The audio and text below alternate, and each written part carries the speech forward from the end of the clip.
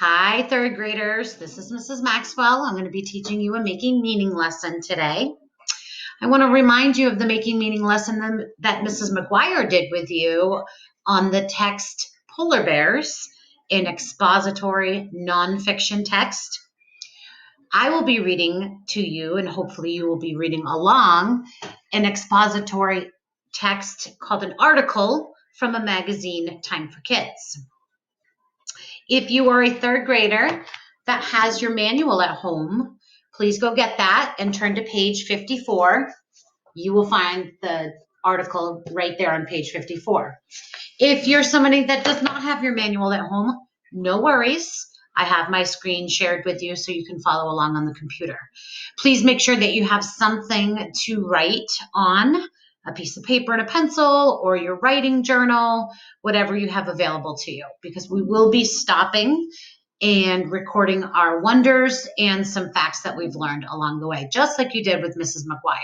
I'll ask you to pause the video, you record your thoughts. So we are going to be reading this article called Polar Bears in Peril. I want you to take notice of this right here. This is a nonfiction text feature. If you remember, back in the classroom, we learned about nonfiction text features. They're very important to nonfiction text because they give us more information as the reader about what we're reading. So this nonfiction text feature is called a title. A title lets the reader know what the topic is, and it gets the reader hooked.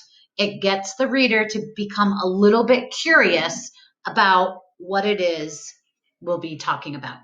So for today, our title is Polar Bears in Peril. Arctic sea ice is melting, making it harder for polar bears to survive in the wild. This article is written by Elizabeth Winchester, and like I said, it's taken out of the magazine Time for Kids.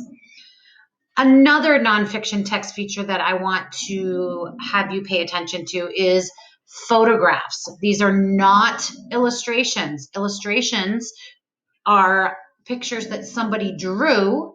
Photographs are real life pictures from a camera. These are photographs of polar bears. This one probably is a picture of a photograph of a polar bear in the zoo. And this one, chances are, it's actually in the wild. You can notice the mountains in the background and you see glaciers. So you get some information about what a real polar bear might do in the wild, what it might look like. And for this photograph over here, it has a caption that says polar bears' features help them survive in the Arctic. A thick layer of fat helps keep the bears warm. That's telling you more about this topic, about this photograph. Those are captions. There's one right here as well. All right, I'm going to begin reading. And remember, when I ask you to pause the video, that's your chance to pause the video and record your thoughts. The top of the world is a wintry wonderland. Icebergs float in the cold Arctic Ocean. In the deep of winter, the temperature often falls to negative 30 degrees Fahrenheit, and the sun never rises. The ocean is surrounded by frozen ground. There are few people or trees, but to polar bears, the Arctic is home. Polar bears have thick fur, huge paws, and other features that make them well prepared for life in their harsh environment. In fact, they need the Arctic sea ice for survival. But climate change is causing larger and larger areas of summer sea ice to melt. Experts that say that if warming patterns continue, the Arctic could be free of summer sea ice by 2050. That's only 30 years away, friends. That may cause 2/3 of the world's 20,000 polar bears to be gone by then, too. Global climate change may not be affecting you, but it is really affecting polar bears in the Arctic, Jeffrey Bonner, president of the St. Louis Zoo in Missouri, told TFK, Time for Kids. Bonner is working with zoo and aquarium officials across the country to prevent the bears from dying out. I want you to pause the video. I want you to write down something that you're wondering and things that you have learned. Go ahead and pause right now.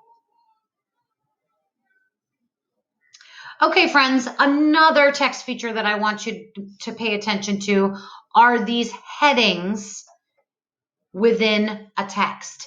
Headings are another clue to the reader about what they're about to read. The importance of the ice. Polar bears can't survive for long on land. Seals are their main source of food. The bears hunt for seals in openings in the sea ice. Polar bears need the ice to get to their prey. In summer, the polar bears that live on land eat very little and wait for the sea ice to return. With the sea ice forming later in the year and melting earlier, polar bears do not have enough opportunity to hunt and eat. Less sea ice makes it harder for the bears to catch the seals. The bears must swim longer distances between ice packs, and they can't always make it. The ice is also getting thinner. These conditions can cause polar bear cubs to become separated from their mothers, who provide them with the food. And this caption right here says polar bears rely on sea ice as their base for hunting, eating, and breeding. I want you to pause the video once again and write down anything you wonder and facts that you've learned. Go ahead and pause the video right now. Okay, the next heading, what zoos and you can do. Less ice and snow in the far north is also making the entire planet warmer. Stephen Amstrup is the chief scientist of Polar Bears International, a group that is dedicated to saving the bears and their habitat. The more people who see polar bears and understand their plight, the better the chance we'll alter our warming path in time to save them, he says. Few people have the chance to see polar bears in the wild. That's where zoos come in. The St. Louis Zoo in Missouri and North Carolina Zoo in Asheboro both recently opened new polar bear exhibits. If you save the polar bears, you are doing something dramatic to help the environment, says Bonner. While there are obstacles to bringing polar bears into the country, Bonner and others are working to show how rescuing orphaned cubs could help the species survive. Zoos would provide the cubs with a safe home. Experts would work to breed the bears and keep polar bear populations healthy. You can do your part too by protecting the environment and helping efforts to save the bears' habitat. Turn off your lights and appliances and save energy in other ways. If everybody does small things, that adds up, says Bonner. Okay, friends, here's your last chance to jot down any wonders you might have and any facts that you have thought about in your reading or in listening.